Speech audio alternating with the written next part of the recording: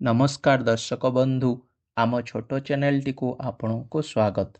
मार्गशीर मासर माणबसा शेष गुरुवार रे माँ लक्ष्मी अपार कृपा मिलपाई करने किछि सर्वोत्तम पूजा विधि। प्रथमे सकाळ घर को पवित्र करंतु। मार्गशीर मासर शेष गुरुवार रे सकाळे सकाळे घर को झाड़ू पोछा करी पवित्र करंतु। जेणु घरर परिष्कार परिच्छन्नता माँ लक्ष्मी प्रथम पसंद। द्वितीय अरुआ चाउल बटारे चित्र आंकन्तु।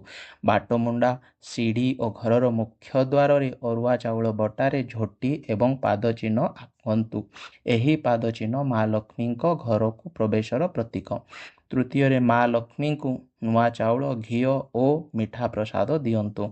शेष गुरुवार निमंते लक्ष्मी को नुआ चाउलर खीरी मंडा पिठा किंबा गुजुरा प्रसाद देले घरे धन धान्य बढ़े। चतुर्थरे माणबसा पुस्तक पाठ करंतु।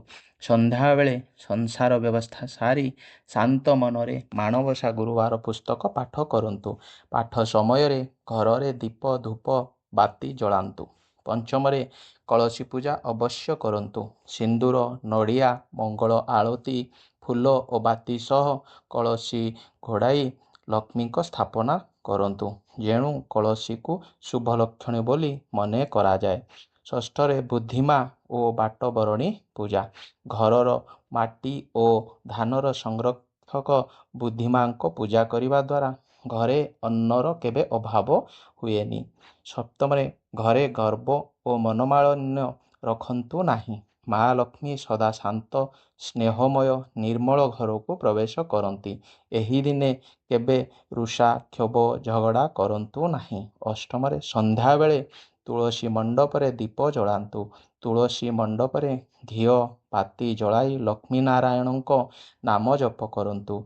यह घर को शांति धन और समृद्धि आणे। नवमरे माँ लक्ष्मी मंत्र जप करंतु। ओम श्रीम महालक्ष्मी माँ नमो नमः।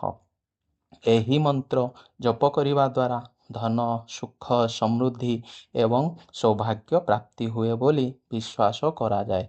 दशमरे पशु पक्षी और आवश्यकता मंदी को खाद्य दान करंतु।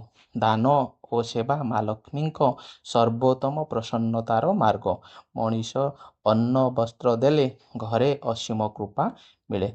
धन्यवाद। जय जगन्नाथ। एभली आध्यात्मिक एवं पारंपरिक कंटेंट पाई चैनल टी को लाइक शेयर एवं सब्सक्राइब करी आमको उत्साहित करवा हुअन्तु।